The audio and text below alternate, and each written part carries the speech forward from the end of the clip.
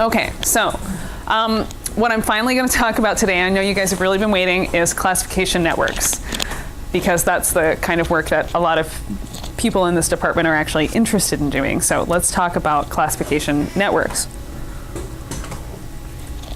Which is, I have to say, it's not something that I'm an expert in. I have recently been educating myself about classification networks. I know a lot conceptually about classification networks. Fundamentally, the implementation is a very kind of new topic for me, so I've probably made some mistakes, and I'm fine with that. And we'll just figure it out together, right? Yeah. Because it's not like you guys necessarily know the difference, right? This is your first time learning about this stuff, so that's, and I don't mean that as an insult, but like, we are all novices. Okay, so what I'm really gonna focus on today are the differences between regression networks and classification networks, specific to neural networks, right? So far, what we've really talked about mostly are regression networks, right? So what I mean when I say a regression network is that we have some function, some y equals a function of x, and we're trying to predict y given x. So we have these known inputs and outputs, and we're trying to create a mapping or a relationship between the two. It's probably from that computer. I probably have like reminders that are popping up on my Outlook right now and just stressing me out for like meetings I might be missing or something. Anyway, so so regression networks, what we're really trying to do is predict y, which we're going to call y hat, for each x in the domain, right? So we have, you know, 1,000 different samples of x, so we're going to try and predict the associated y hat value that would have the smallest residual from our true y, right? Our true y output for each of those 1,000 samples. So that's something that we've gone over with a couple of different examples, and so hopefully that has kind of gelled, right? With a classification network, instead of an x being associated with an output y from a function, x is going to be associated with a class label. And so a class label would be something like, if you guys are all of my x, like my input data, what I want to do is classify you as people as male or female, right? So female is going to be your label, male is going to be your label, and that is not, sure, if we want, okay? If we want to switch, we can switch, and that's totally acceptable, okay? But the point is that those labels are not the result of a numerical function. Those labels are the result of a classification that honestly I have just come up with on my own, but are probably the result of some underlying probability distribution, right? That statistically, label 1 applies to you more than it would to you. Label 2 or class 2 would apply to you more than it would to you, because of this underlying statistical distribution between the two. Okay, so an example, a couple of different examples, we'll talk about a bunch more, but things like land use type, or things like the classic example for doing any type of image classification is this a picture of a cat, right? So whenever you're going through, well, I'll talk about that in a second. I'll talk about it, yeah. I don't want to get ahead of myself. I always make like 10 slides, right? And I think, oh, it'll take like 15 minutes to go through. And it literally takes me an hour and a half because I talk so much about unnecessary things, right? I have a lot of tangents. Anyway, so another thing I want to talk about is kind of supervised versus unsupervised classification. So what we have done with neural networks, we have always used supervised neural networks so far. And what that means is that we've always known the output, and we've trained the network to predict the output given the mapping that we've developed between x and y, right? So in an unsupervised network, the labels are not known. So an unsupervised network, like an example of that would be something like k-means clustering, if you guys are familiar with that, or principal components analysis, where what's really happening is we're giving the computer a bunch of data, and it's running it through an algorithm that is determining classes. I should really turn that thing off, whatever. That's determining grouping the data into different classes, or you can think of classes as categories, into different categories based on the statistically defined similarities between certain data points. So if I have a cloud of data points, those similarities could be determined by something like distance or some other sort of numerical function, or it could just be, maybe some like tree-based distribution in some way, right, related to the number of input parameters that I fed in. So in a supervised network, we're always providing the class label. So the kind of pros and cons to the computer coming up with its own label versus us as human beings providing a label are kind of like multifaceted, right? So with an unsupervised network, when the computer itself is coming up with the label for a particular class, that then does not necessitate providing class labels, which is a very time-consuming task, right? It's a personally, not computationally, but a personally expensive task to do that kind of thing. But one of the issues with that is that it's more difficult to track misclassifications, right? Because the computer came up with this idea on its own. We don't necessarily, we might as experts have a different feeling for why a particular data point should be categorized a certain way, right? That maybe statistically the definition would be slightly different. So those types of misclassifications could be a little bit more common with an unsupervised network. It's possible. With a supervised network, the problem with providing labels is that a human being provides the labels, right? So you first of all have the requirement of having an expert in the field to be able to perform this classification, and different experts are probably going to have different opinions, right, about what a particular data point should be classified as. And so, if you have two experts label two sets of identical data, the associated label sets are likely to be somewhat unique, right? That there are probably a large volume of similarities between the labels assigned to the same sample by different experts, but there are going to be some differences. So there's some bias influenced there as well. And again, it's very time consuming to label examples. So I have seen some actually really, because I've been looking into this recently, because I'm starting to do some work with image segmentation and image processing. So there are some people who have done really interesting neural networks where what they've done is they've had a really large volume of samples, and a small subset of those samples have associated labels with them, and they're passing them through these really complicated architecture, relatively complicated architectures that are simultaneously labeling the unlabeled samples and training the classification algorithm at the same time. That's a super tangent, right? So let's not worry about that. But it's interesting, and people are doing cool stuff.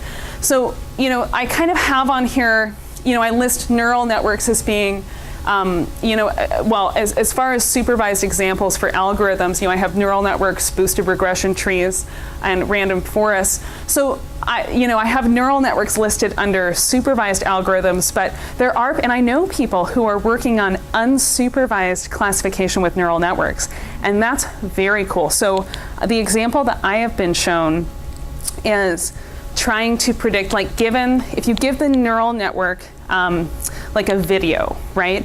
Can it predict the next frame of the video?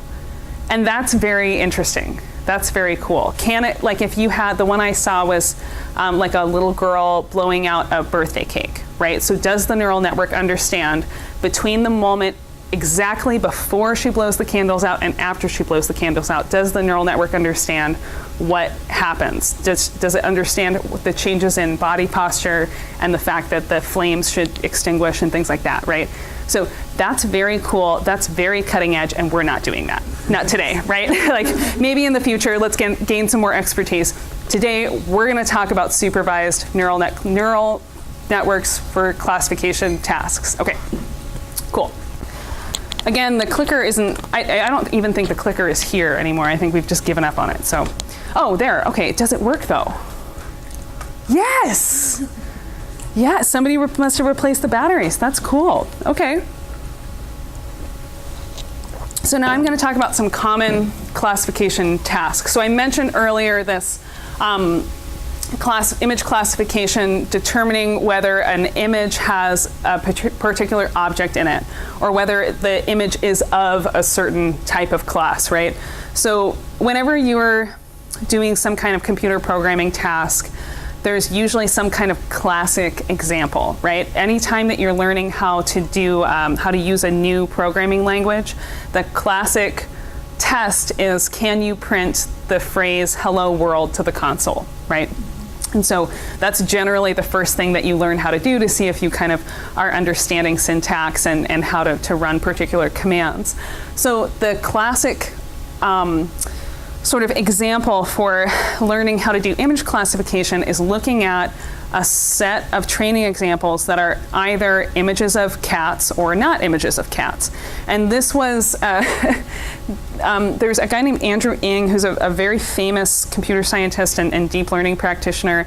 If you guys have looked on Coursera at all, he does the deep learning AI track on Coursera, so he's actually a very interesting person to watch, and that's how I learned the basics of neural networks, was by doing that Coursera thing. Anyway, so he has talked about this before, how it was really, him and his team had done this sort of demonstration using pictures of cats, and then it sort of exploded wildly, and now it's a very popular thing to do if you're learning how to train neural networks, is to determine if a picture is of a cat or not.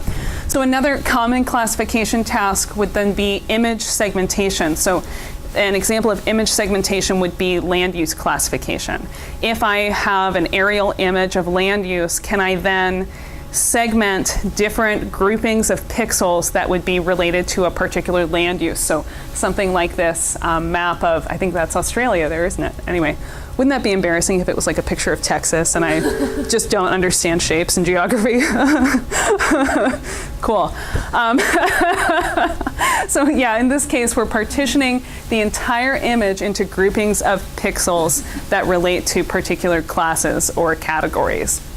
So then the last maybe common task would be something like semantic segmentation. Whenever I say semantic in reference to an image classification, what I'm really saying is pixel-based classification, right? Or pixel-based segmentation.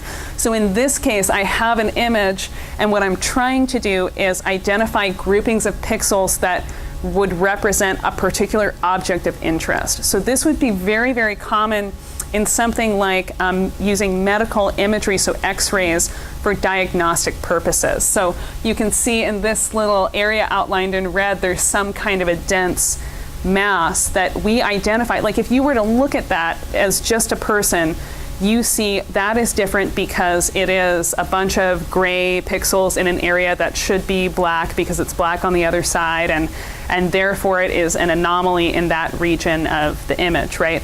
So this can be used as a diagnostic tool that has actually been proven to be very, very effective. Do you guys have questions right now? Okay, both of you. Well, just kind of a comment. Mm-hmm. So it seems like it'd be really easy to, like, from these three photos I was looking at, is that, which one has a cat? It seems pretty easy. Yeah. But if you start giving it like a bobcat or a tiger, then it seems like it might be, some feline animal that's not a cat, but it's that is an to a cat. Excellent point. So the comment is, if you just train a network on house cats, would it be able to predict then that a tiger is a cat or that a bobcat is a cat, right? So that's a good question. So that would be an example, I guess that would kind of be an example of transfer learning, right? In a way that,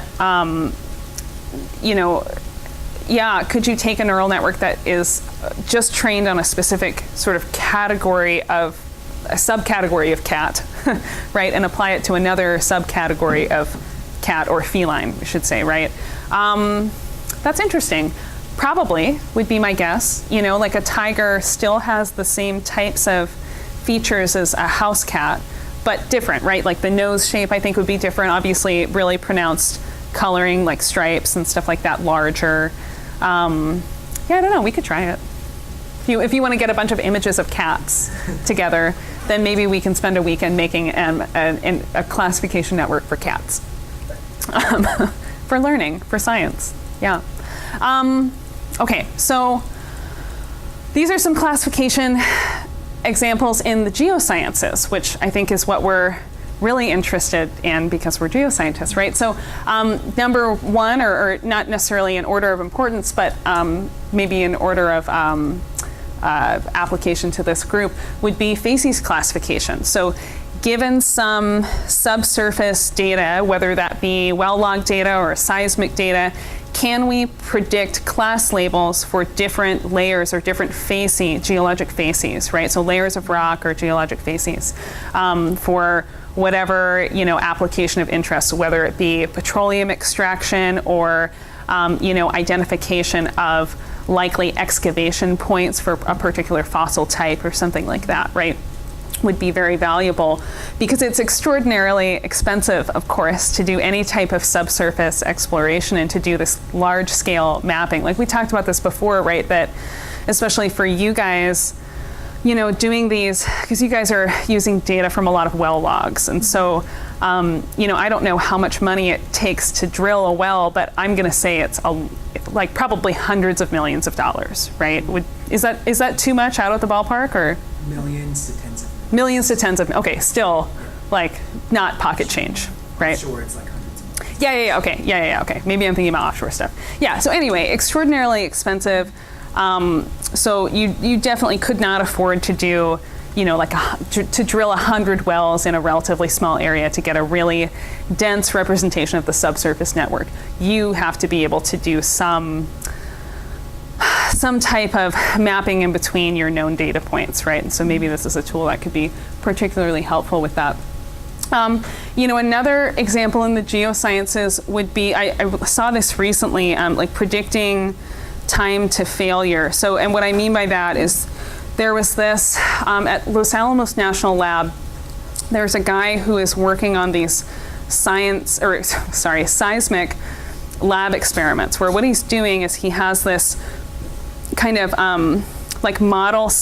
physical model setup of a fault system, and he's applying stress and recording the acoustic signals and then recording the time to failure that would be associated with each acoustic signal or each sort of perturbation of the physical system. And so there's this competition recently that I was looking at, and I wrote a little bit of code for it, but I don't think we actually ended up submitting it, which is fine. Which is actually how I started teaching myself how to do classification networks. But anyway, so the idea was to take this acoustic signal and then use that to predict the associated time to failure class label, right? Which is kind of an interesting concept. And I think the competition is still going on, so we'll see. I'm interested to see whoever wins, what kind of architecture did they use to do that, right? Because the idea was to use neural networks. I think that was part of the objective. Maybe you can do it however you want, but I used a neural network. Do you know if these are these acoustic signals like seconds before failure or like minutes? I want to say seconds. I should know because I had the data, right? I want to say seconds. Yeah. Anyway, maybe it's minutes.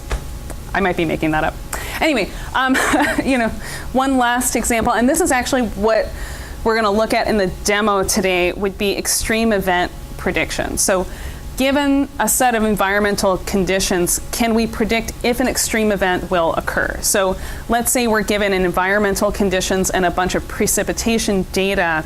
Can we predict if there will be a flood or not? That's not exactly the example I have set up for you today because that would have required a lot more programming, honestly, than I had time for.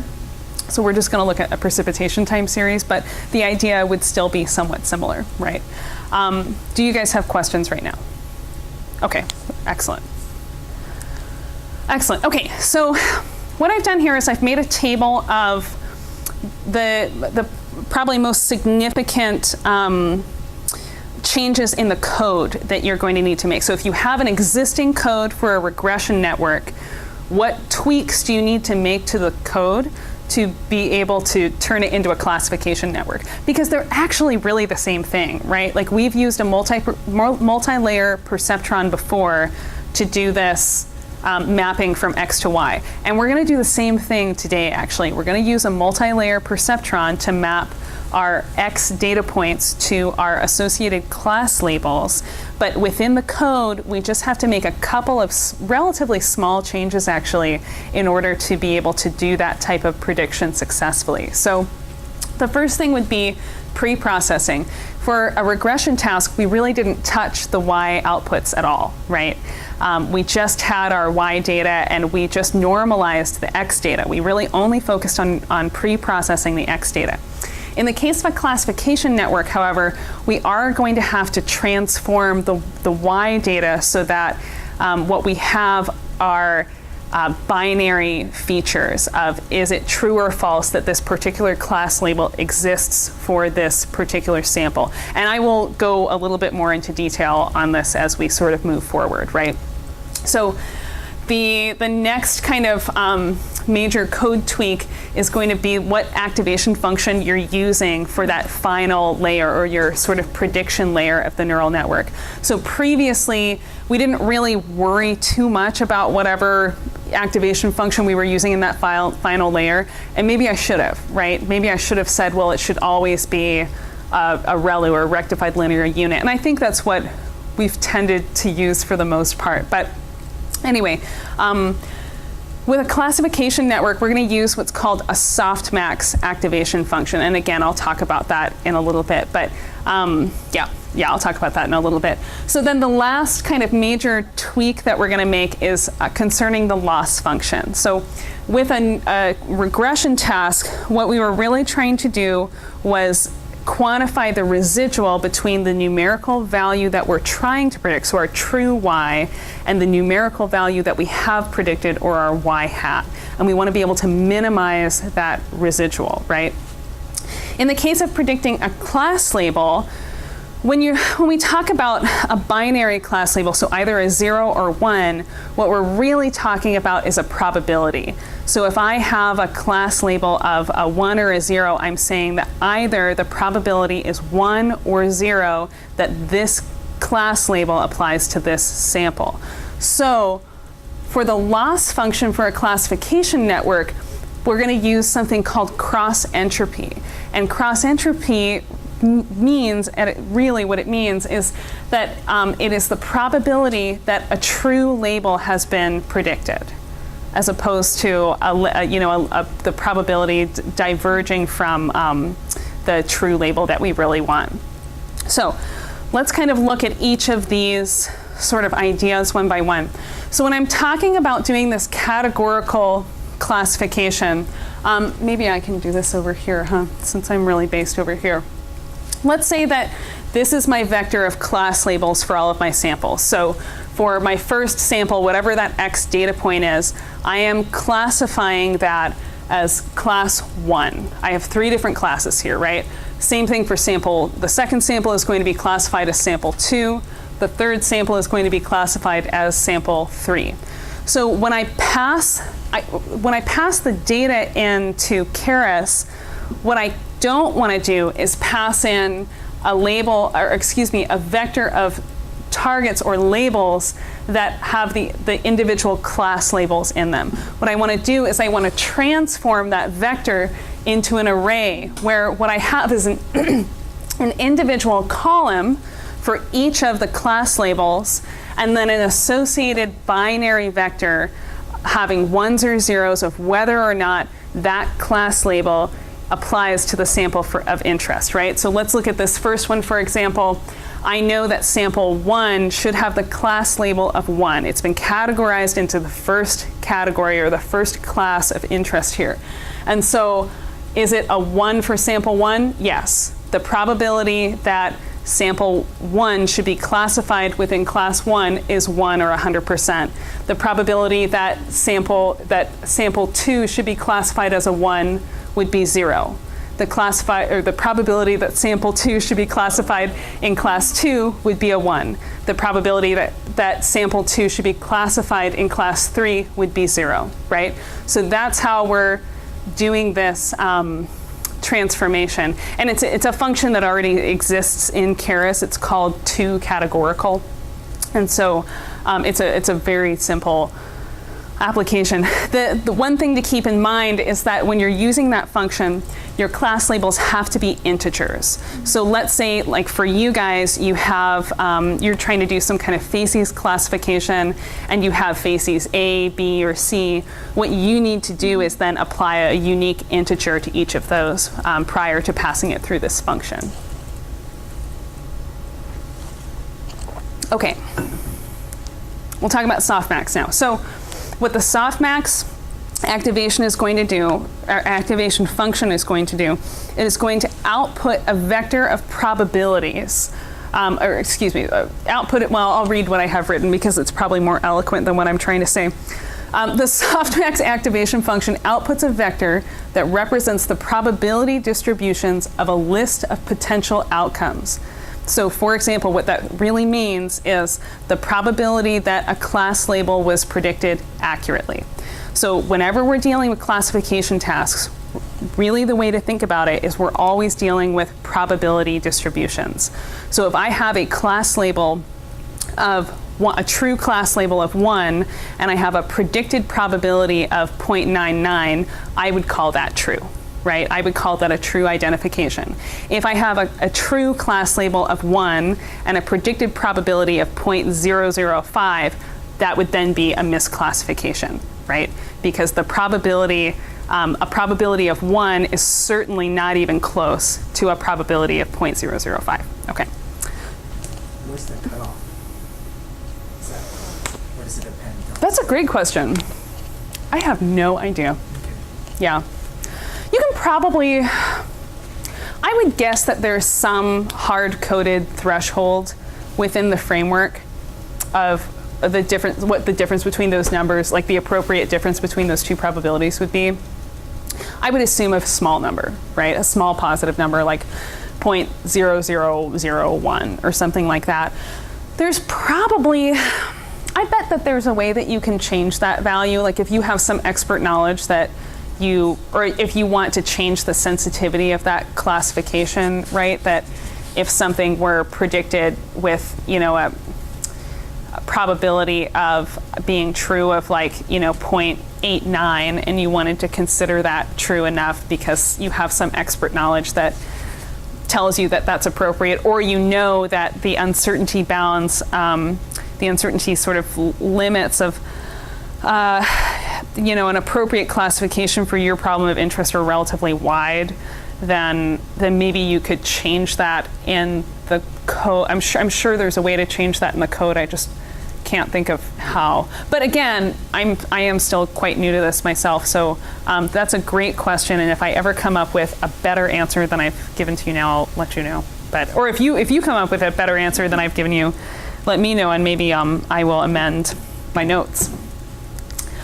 So cross entropy, I've kind of talked about this already, but let's just think about the workflow before we actually calculate the loss. So the first thing that we've done is we've transformed the targets or the class labels into binary features where we're representing the class label associated with each sample as a 1 or a 0 for each of those binary features, right?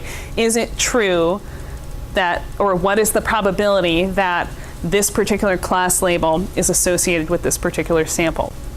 Then what we're going to do is we pass that information through the neural network, and the very last layer applies a softmax activation function to the data that we're passing through, right? The weighted linear combination of our input data. We're going to apply a softmax activation function, which is then going to output the probability of that class label being true.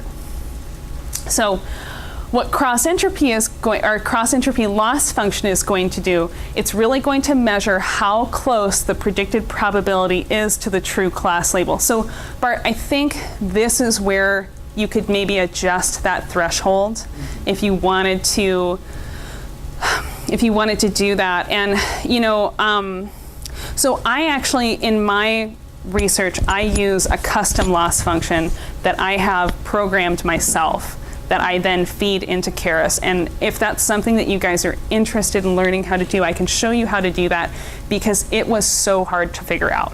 Like, it shouldn't have been that hard, but it was really hard for me to figure out because it was the first time. Anytime you do something for the first time and you're doing it on your own, I think it is sometimes very difficult to learn how to do.